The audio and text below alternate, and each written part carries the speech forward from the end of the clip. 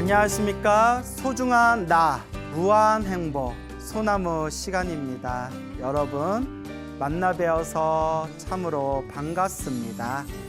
오늘 여러분들께 또 아주 감동스러운 그런 가피 체험담에 대해서 말씀드릴까 합니다. 지금으로부터 한 20년 전쯤의 일인 것 같아요.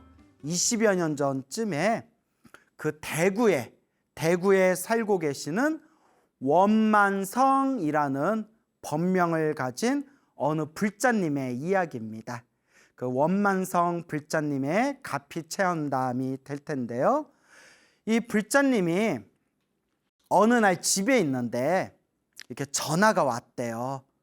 전화를 딱 받아보니까 학교 선생님인 거예요. 이제 아들이 다니는 학교의 선생님이었는데 선생님이 애가 오다가 교통사고를 크게 당해서 지금 응급실에 실려갔으니까 어머니 어서 병원으로 오세요 라고 연락을 받았답니다.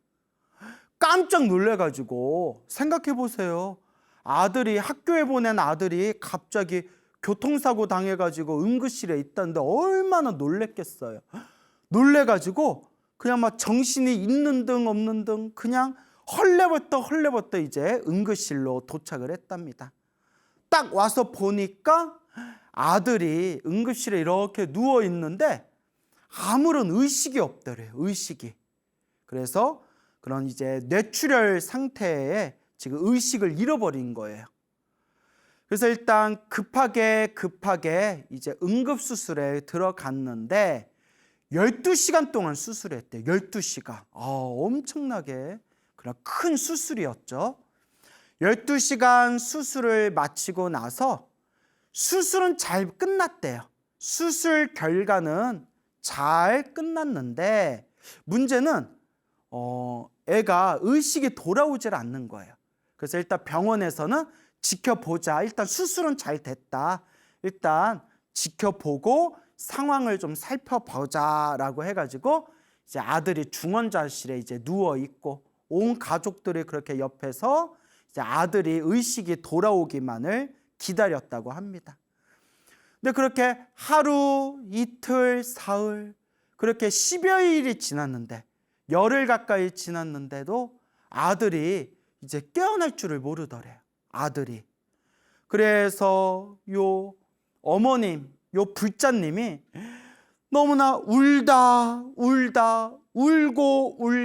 지쳐가지고 더 이상 나올 눈물이 없을 정도로 눈물이 다 메말랐을 정도로 그렇게 울고 우셨다고 합니다. 얼마나 슬프셨겠어요, 여러분. 그냥 사랑하는 내 자식이 큰 대형 사고를 당하고 그런 의식을 잃은 상태로 중환자실에 누워있으면 몇 날 며칠 동안 의식이 깨어나지 않는다면 어느 부모든지 가슴이 찢어질 듯이 아프지 않겠습니까?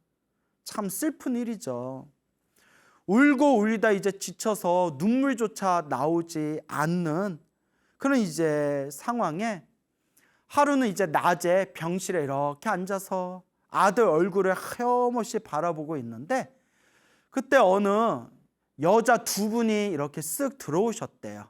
이제 들어오셨는데 목에 이렇게 이제 염주를 달고 있고 아마 그 종교 봉사자인 듯한 분이 이렇게 오시다가 지나가다가 가만히 넋을 잃고 앉아 있는 그 우리 엄마가 되는 불자님에게 괜찮다면 저희가 아드님을 위해서 기도 좀 해드려도 될까요? 라고 물어보시더래요. 여자 한 분이.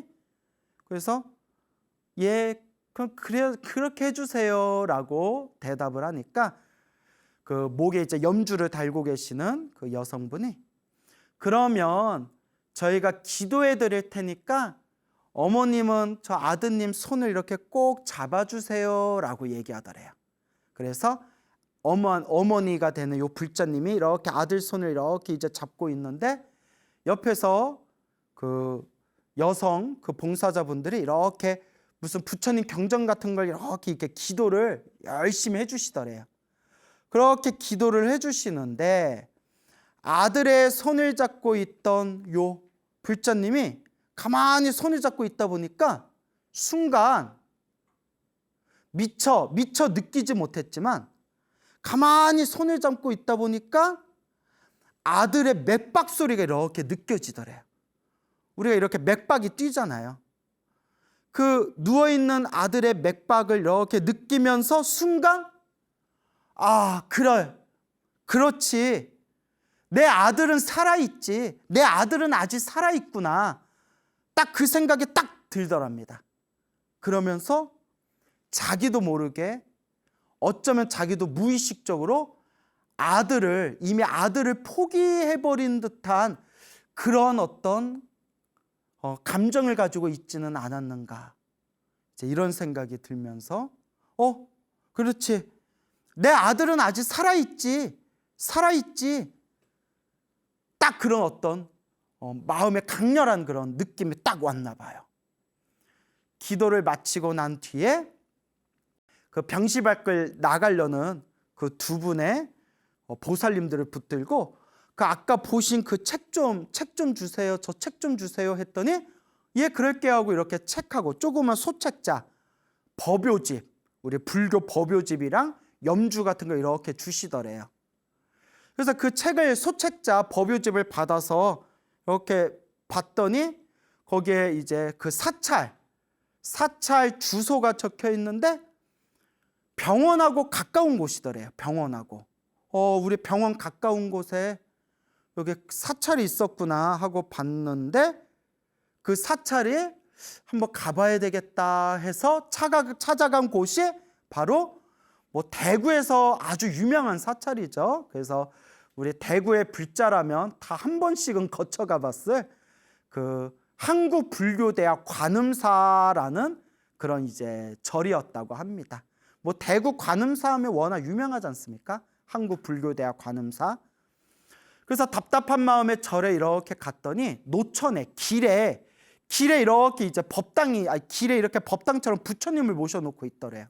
그래서 부처님을 보면서 그냥 답답하고 그 아들을 향한 그 어떤 걱정과 그런 괴로운 마음으로 그냥 부처님 보자마자 그냥 하염없이 절을 올렸대요. 그냥 부처님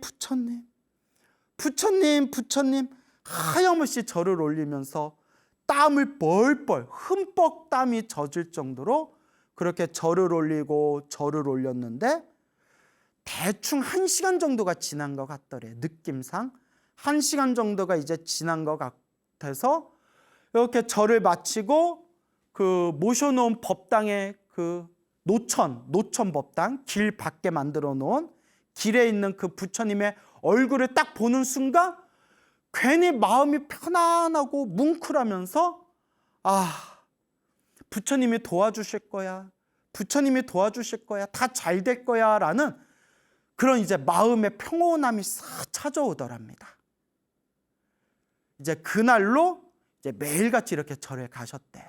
매일같이 이렇게 이제 절에 가서 절에 갈 때마다 그 마음이 편안하고 그 부처님께 의지가 되는 그 마음 때문에 이제 법당을 절에 다니기 시작했는데, 그 법당 안에 딱 들어가 봤더니 그날따라 수많은 신도들이 그 드넓은 법당 안에 꽉 차가지고 다들 이렇게 절을 하고 있더래요. 그래서 왜 이렇게 사람들이 많이 모였나 하고 보니까 그날이 3000배 법회 날이었어요. 3000배. 그래서 3000배 철야정진 날이었다고 합니다. 그래서 그 불자들이 다 함께 이렇게 3000배 하고 있는 그 법회 날이었기 때문에 그래, 나도 부처님께 3000배 올리자, 나도 부처님께 간절하게 절을 올리자. 그리고 같이 신도들 틈에 끼어가지고 같이 법당에서 3000배를 했는데 너무 힘들고 괴로워서 죽을 것만 같이 힘들었대요. 여러분, 평상시에 절을 안 하던 사람이 108배만 해도 다리가 짜릿짜릿 아리백이 오지 않습니까? 그 3000배를 했으니, 밤을 꼬박 세워서 3000배를 했으니 얼마나 힘들었겠어요. 오직 아들을 생각하면서 이를 악물고 한 배 한 배 절을 했는데 결국 3000배를 이제 마치게 됩니다.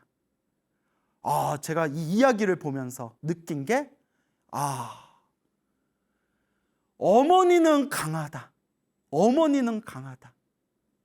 이게 내 아들 살리겠다는 그 간절한 마음이 아니라면 평상시에 절을 많이 안 했던 사람이 어떻게 그렇게 밤새워 3,000배를 할 수 있었겠습니까? 그렇게 3,000배를 올리고 나서 병원에 와서 병실에 누워있는 아들한테 아들아 내가 너를 위해서 부처님께 절을 올렸다. 아들아 어서 눈을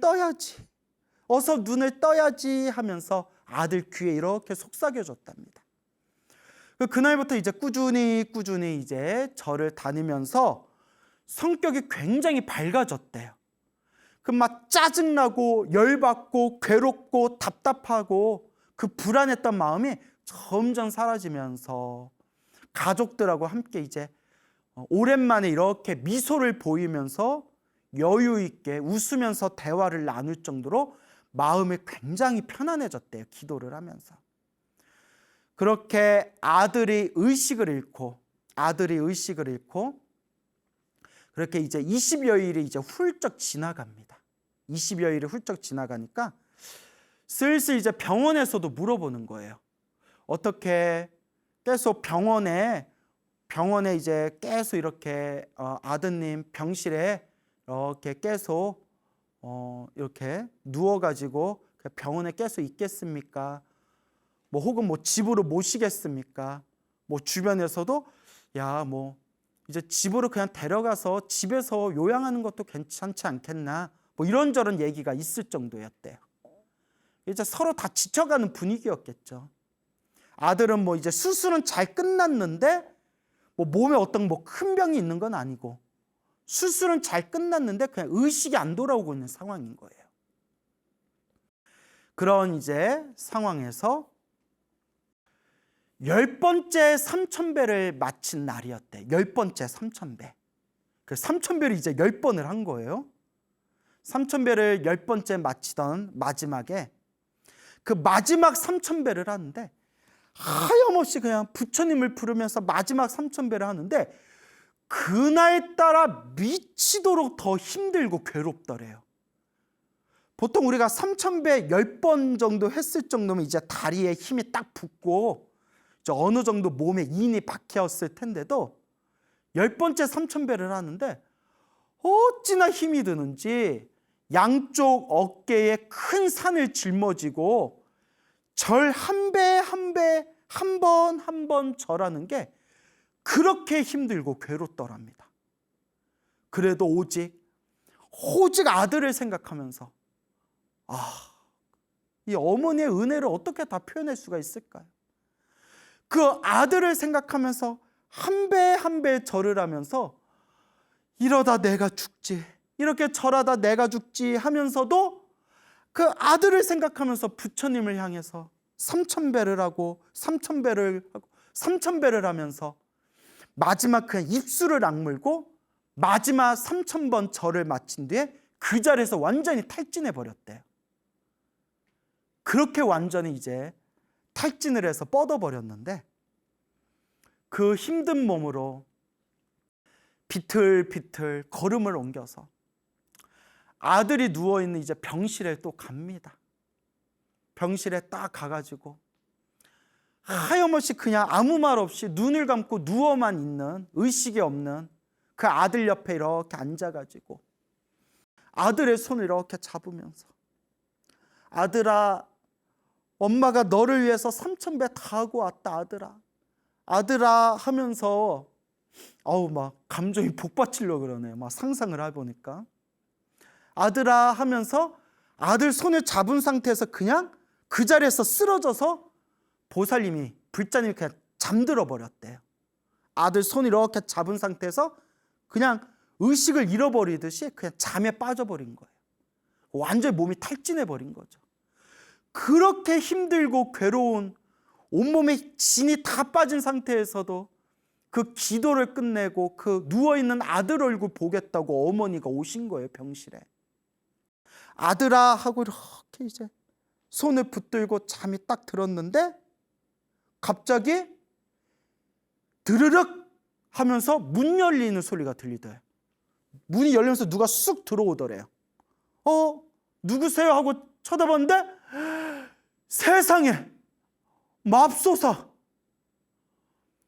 황금색 가사를 입으신 부처님께서 환한 모습으로 병실 안에 싹 들어오신 거예요. 아들이 누워있는 병실 안에 부처님이 들어오신 거예요. 놀라가지고 아이고 부처님, 아이고 부처님, 어떻게 여기에 오셨습니까? 하고 부처님께 이렇게 이제 절을 올리고, 그러니까 부처님을 이렇게 모셔야 되는데 그날따라 막 의자도 없고 그날따라 병실이 막 더럽고 냄새가 지독하더래요. 그리고 누워있는 아들 위에 무슨 쓰레기하고 막 허름한 낡은 옷 같은 게 아들 몸에 막 이렇게 덕지덕지 위에 올라져 있더래요. 막 병실은 냄새나고 막 병 더럽고 하니까 막 왜 이렇게 더럽지? 병실이 더럽지? 하면서 부처님이 그냥 가시면 어떡하지? 부처님이 그냥 가시면 어떡하지? 그래서 막 창피하고 막 부처님이 그냥 가실까 봐 막 걱정스럽고 그러다가 자기도 막 엉엉 울었대요. 하고 울었대요. 보살님이 하면서 막 울고 있는데 부처님이 싹 오시더니 울고 있는 그 어머님을, 그 불자님의 머리를 싹 이렇게 쓰다듬어 주시더래요. 이렇게 부처님이. 그러면서 부처님이 누워있는 그 아들 위에 그 쓰레기랑 그 옷 같은 게 덮여 있는 걸 손으로 싹 쓸어서 그걸 없애주시더래요. 순간 아들이 엄마 하고 이렇게 눈을 뜨더래요. 아들이 이렇게 눈을 뜨니까 어머 아들아 하고 놀랐는데 부처님이 이렇게 이제 무슨 빨간 동글동글한 그 과일, 그 방울토마토 같은 과일을 이렇게 주시더래요. 그래서 그걸 아들한테 이렇게 먹이니까 아들이 그걸 이렇게 달게 먹더랍니다. 그러면서 아들이 의식을 되찾은 걸 보면서 부처님 감사합니다 하는 순간 딱 눈을 떠보니까 꿈이었던 거예요. 이게 다 한바탕 꿈이었던 거예요. 그냥 아들 손 잡고 그냥 깜빡 잠이 들면서 생생한 꿈을 꾼 거예요. 생생한 꿈을. 이게 뭔 꿈인가? 뭔 꿈인가? 너무 생생해서 주변을 한번 둘러본 뒤에 화장실에 가서 이렇게 세수를 하셨대. 이렇게 세수를 하고 있는데 갑자기 엄마 하는 소리가 들리더래요. 엄마! 깜짝 놀라서 가봤더니 꿈이 아니라 애가 눈을 뜨고 의식이 돌아와서 엄마 하고 부르더래요. 의사가 달려오고 간호사도 달려오고 남편도 달려오고 딸도 달려오고 병원이 발칵 뒤집혔대요. 그렇죠. 20여일이 넘게 한 달 가까이 의식을 잃고 있던 환자가 눈을 떴으니까 엄마도 울고 남편도 울고 딸도 울고 막 울고 막 너무 막 기쁨의 눈물로 그렇게 눈물을 펑펑 쏟으면서 아들이 깨어난 거예요. 아들이.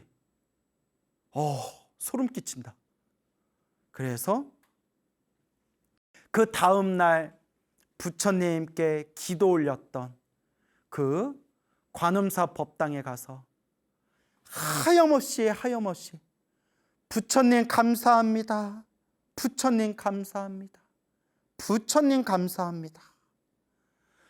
그날 이후로 그 의식을 잃었었던 큰 사고를 만났던 그 아드님이 이제 점점 몸이 회복되어서 나중에는 전혀 후유증이 없이 건강하게 학교에 다닐 정도로 건강을 되찾게 되었고, 이 모든 것이 부처님 값이다. 그 부처님의 감사함 때문에 온 가족이 이 절에 다니면서 열심히 신행생활을 하게 되었다라는 정말 감동적인 이야기를 여러분들께 들려드리는 바입니다.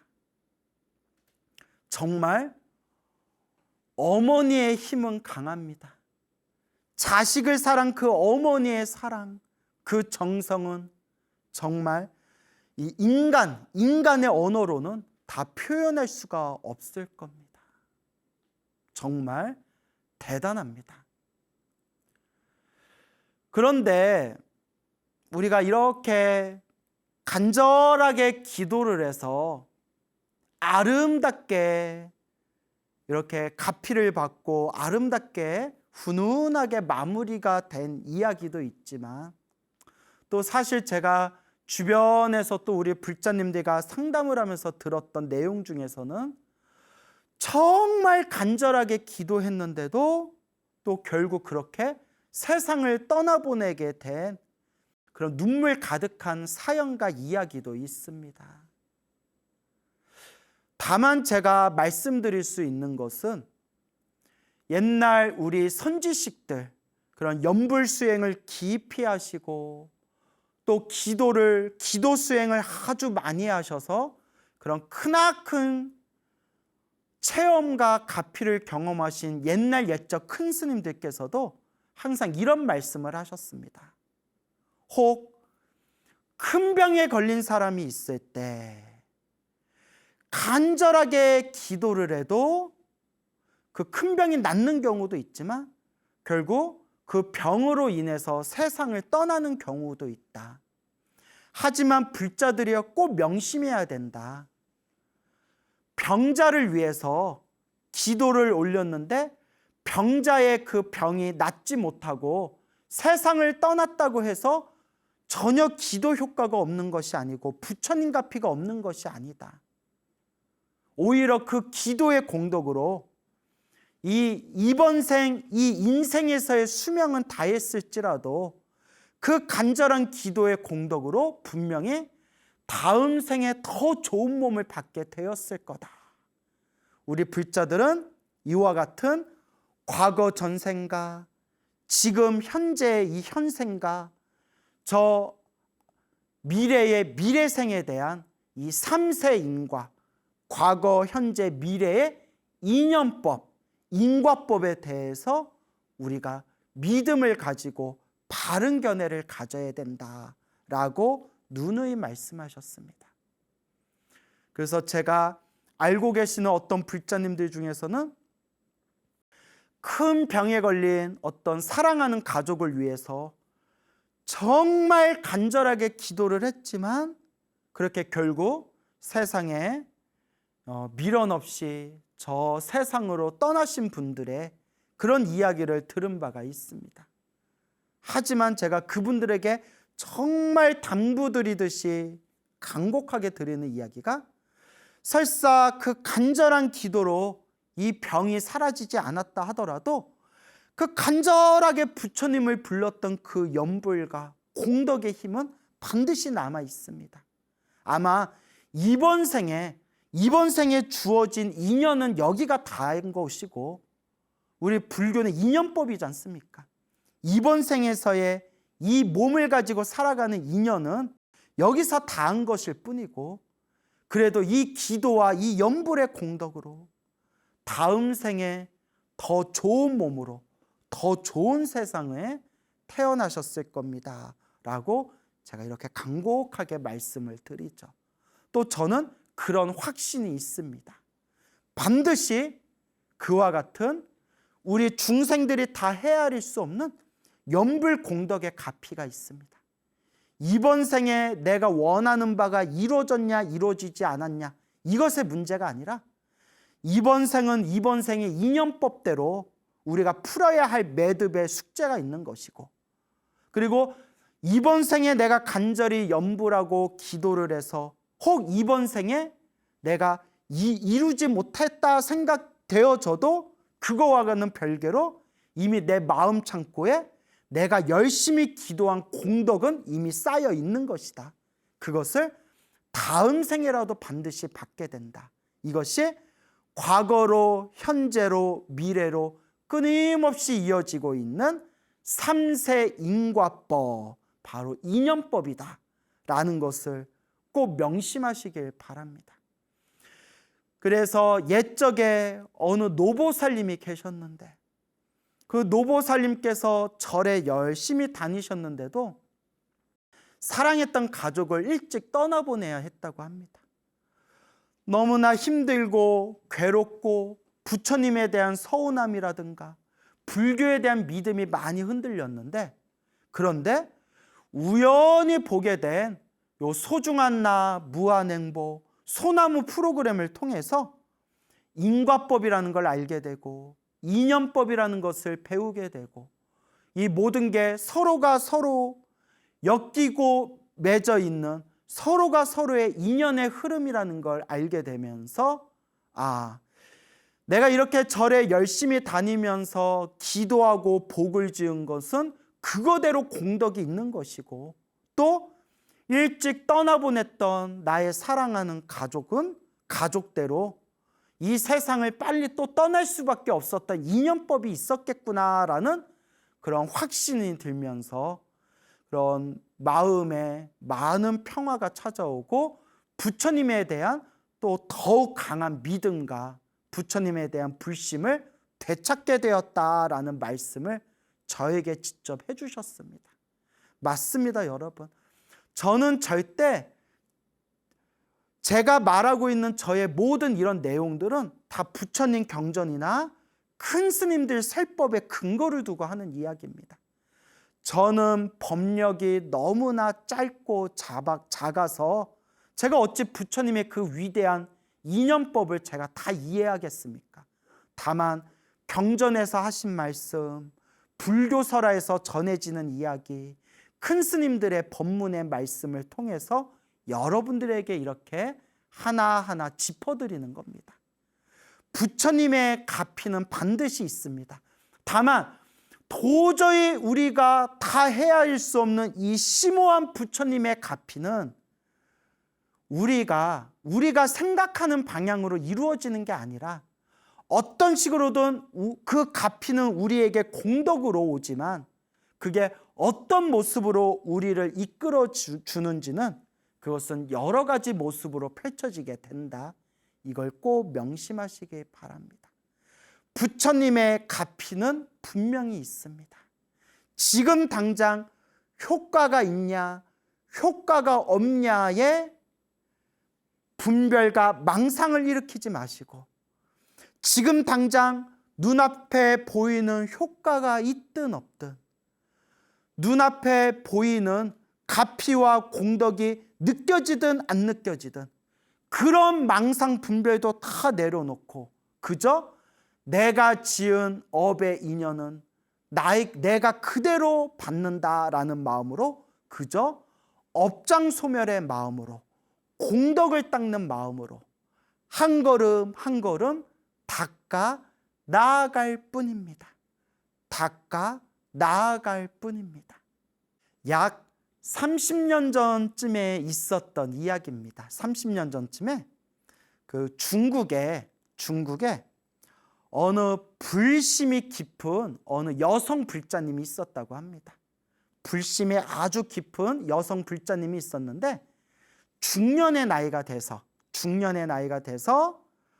이제 머리를 깎고 출가해서 비구니 스님이 되셨답니다. 비구니 스님이 되셔가지고 어느 작은 암자에 머무르면서 매일매일 연불하고 매일매일 경전을 독송하면서 그렇게 이제 수행 생활을 해 나가셨는데, 그 겨울 즈음에 날씨가 쌀쌀하고 추워지는 시기에 아마 장염이었던 것 같아요. 그냥 어떤 만성병을 얻게 되었다고 합니다. 그 어느 순간부터 밤만 되면, 해가 져서 밤만 되면 배가 싸르르르 배가 아프면서 그냥 화장실에 막 달려가야 되는 겁니다. 아마 장염인 것 같죠, 여러분. 그 장염이라고 있지 않습니까? 근데 문제는 자다가도 배가 싸르르 아프면 그 한겨울 추울 때에도 화장실에 몇 번을 들락날락 해야 될 정도로 그렇게 이제 배앓이가 심했다고 합니다. 뭐 아마 약도 드시고 병원도 다녀봤겠죠. 근데 그때뿐이고 몇 개월의 시간이 지났는데도 오히려 상태가 심해지면 심해지지, 요 이제 만성적인 요런 이제 장염 질환 때문에 그렇게 이제 고생을 하면서 막 몸과 마음이 막 지쳐가는 겁니다. 여러분, 실제로 그 장이 예민하신 분들은 일상에서도 항상 짜증이 나고 신경이 곤두쓰고 예민하고 일상에서 불편함이 좀 많다 하지 않습니까? 그래서 뭐 장이 건강해야 마음이 편안합니다, 뭐 이런 말도 있지 않습니까? 자, 그래서 스님께서, 이 비구니 스님께서 이것도 내 어변인가 보다. 이것이 전생에 넘어온, 내가 과거 전생에 지었던 그런 업본가 보다. 그러면서 법당에서 부처님께 간절히 기도를 드렸다고 합니다. 부처님, 부처님, 부디 이 괴로움에서 제가 벗어날 수 있도록 저에게 가피를 주십시오. 그러면서 간절하게 매일매일 금강경을 독송하고, 그리고 오직 관세음보살을 염불 했다고 합니다. 매일매일 금강경을 독송하면서 일상에서 항상 관세음보살, 관세음보살을 염불하셨다고 합니다. 그렇게 얼마의 시간이 지난 뒤에 어느 날 밤에 이렇게 잠을 자고 있는데 손님 3분이 찾아왔대요. 손님이 3분이 이렇게 찾아왔대요. 그래서 손님들이 찾아와가지고 늦은 밤에, 원래 늦은 밤에 그렇게 찾아오면 안 되거든요. 그래서 이렇게 대화를 나누다가 그 3명 중에 여자가 1명 이렇게 있었는데, 그 여자분한테 스님이 그러면 제 병 좀 고쳐주십시오 라고 이렇게 얘기했답니다. 뭐 대화하다가 뭐 뜬금없이 그 여자분한테, 손님 3분 찾아온 여자분한테 그러면 저 병 좀 고쳐주십시오 하니까 그 여자분이 또 예, 좋습니다 이러더면서 품에서 긴 은침, 은으로 만든 긴 은침을 싹 꺼내달랍니다. 그러면서 그걸 스님 목구멍에다가 찌르더래요. 스님이 놀라가지고 이러고 있는데 그 긴 은침을 스님 목구멍에다 푹 찔렀는데 하나도 아프지 않고 편안하더래요. 은침이 목구멍으로 쑥 들어왔는데 우리 같으면 막 자지러질 거예요. 하고 있는데 또 그 여자분이 또 은침 하나를 또 빼가지고 또 한 방, 스님의 목구멍에다 또 한 방을 쑥 집어넣더래요.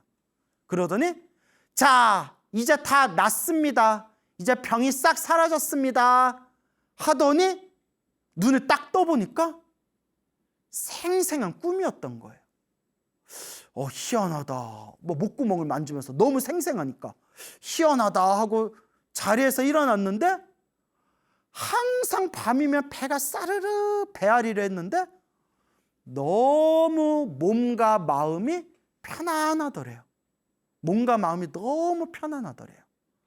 희한하다 하는데 아니나 다를까 그날 이후로 그 배앓이, 그 만성 그 장염이 흔적도 없이 싹 사라졌다고 합니다. 그리고 더 놀라운 것은 평소에도 두통이 좀 있었는데 어쩌면 그 두통이 옛날부터 있었던 두통이 장이 안 좋아서 두통이 생긴 걸 수도 있어요. 지금 갑자기 생각난 거거든요. 우리 흔히 그 한방병원에 가면 그 원인을 알 수 없는 두통 같은 게 속이 안 좋으면, 장이 안 좋으면 이렇게 두통이 생긴다, 뭐 그런 얘기 있지 않습니까? 그런데 평상시에 그 때때로 밀려오던 그 두통조차도 흔적도 없이 다 사라져서 치료가 되었다라는 그런 관세음보살님의 가피 이야기가 전해지고 있습니다. 우리가 시작 없는 옛적부터 지금까지 살아오면서 알고 지었건 모르고 지었건 탐욕과 성냄과 어리석음으로 내가 지었던 몸과 말과 생각의 업보들이 그 얼마나 많단 말인가. 저도 때때로 생각해 봅니다. 내가 시작 없는 과거 전생에서부터 지금 이 순간에 오기까지 지옥에 떨어진 적도 있을 것이고, 악귀계에 태어났던 적도 있을 것이고, 축생으로 태어난 적도 있었을 것이고, 아슈라로 태어났던 적도 있을 것이고, 인간이나 하늘세계 신으로 태어났던 적도 있었을 것이고, 이런 끝없는 육도윤회, 이런 윤회의 흐름 속에서 내가 그 탐욕과 성냄과 어리석음에 푹 젖어서 내가 몸과 말과 생각으로 지었던 그 수많은 업보들, 그 업보들이 얼마나 많을 것인가 라는 것을 제 스스로도 가만히 관찰하고 가만히 고민해 볼 때가 있습니다. 그나마 과거 전생에 저도 그래도 이 부처님 법을 닦았던 공덕과 인연이 있어서인지 이번 생에 일찍 머리 깎고 출가하고 부처님의 말씀, 부처님의 경전을 공부하기를 좋아하고, 또 이렇게 참으로 분수 넘게도 수많은 우리 불자님들에게 이와 같이 부처님의 소중한 가르침을 또 전할 수 있는 이런 영광된 그런 어떤 사업을 진행하고 있으니 참으로 내가 선업도 많이 지었을 것이고, 하지만 그 속에서도 알게 모르게 내가 또 얼마나 많은 악업을 지어왔을까라는 것을 진지하게 고민할 때가 많습니다. 그러면서 우리 부처님께서 말씀하시기를, 저 수많은 중생들이 지금까지 살아오면서 그 한 명 한 명의 중생들이 흘렸던, 한 명의 중생이 흘렸던 슬픔 속에 흘렸던 그 눈물들을 모으면 이 세상에 있는 바닷물보다도 그 눈물의 양이 더 많을 것이고, 이 세상에 이 수많은 중생들이 각자가 과거 전생에 지었던 그 업보를 산으로 표현할 수 있다면 이 우주에서 가장 큰 산이라는 수미산보다도 훨씬 더 높을 것이다. 훨씬 더 이 업보의 산이 높을 것이다 라고 부처님께서 말씀하셨습니다. 그래서 지장경 같은 경전에 보면 이 사바세계에 태어난 중생들은 손짓 발짓을 하나 하더라도, 말 한마디를 하고 한 생각 일으키더라도 모두 다 악업이 아닌 것이 없다라는 구절이 있을 정도입니다. 근데 이걸 우리가 우리 스스로를 가만히 살펴보면 내가 선업을 더 많이 짓고 있는지, 내가 악업을 더 많이 짓고 있는지, 선업을 짓기는 지었는데 또 다른 몸과 말과 생각의 악업으로 내가 지었던 선업을 무너뜨리고 있는 건 아닌지, 내가 그렇게 부처님 말씀을 공부하면서 이 마음을 잘 써야 된다 라고 하면서도 내 탐욕과 성냄과 어리석음의 힘 때문에 이 마음 공부를 놓치고 있지는 않은지 생각할 때마다 정말 부끄러움이 앞서게 됩니다. 하지만 그 속에서도 꾸준히 닦아나갈 뿐이다.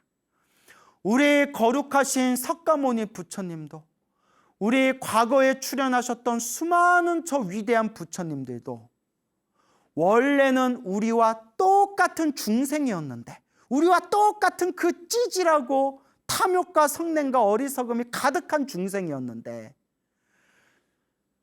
완전한 깨달음을 얻어 모든 중생을 제도하리라 라는 그 원력 하나로 닦고 또 닦아 나아가면서 우주가 3번 생기고 우주가 3번 사라질 동안 닦고 지혜와 복덕과 자비와 그 수많은 그런 공덕의 힘을 완성하셔서 이와 같이 위대한 부처님이 되셨구나 라는 것을 명심해야 됩니다. 저 위대하신 부처님도 원래는 우리와 똑같은 범부중생이었다.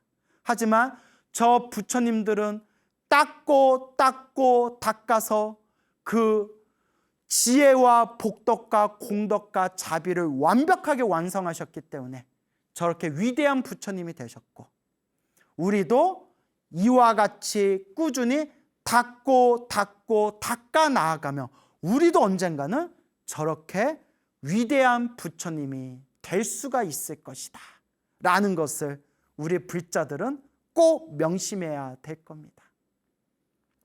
우리가 인생을 살아가면서 힘들고 괴롭고 답답할 때, 이 괴로움 가득한 이 사바세계에서 우리를 구제해 주실 분은 바로 부처님이시구나, 항상 부처님에 의지하는 그런 올바른 부처님의 가르침을 닦아 나아가는 불제자가 되시기를 바랍니다. 여러분, 행복해지고 싶습니까?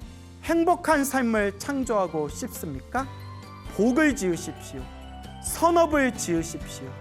공덕을 쌓으십시오. 복과 선업과 공덕의 힘이 여러분들을 진정한 행복의 길로 이끌어 줄 것입니다. 여러분, 성불하십시오.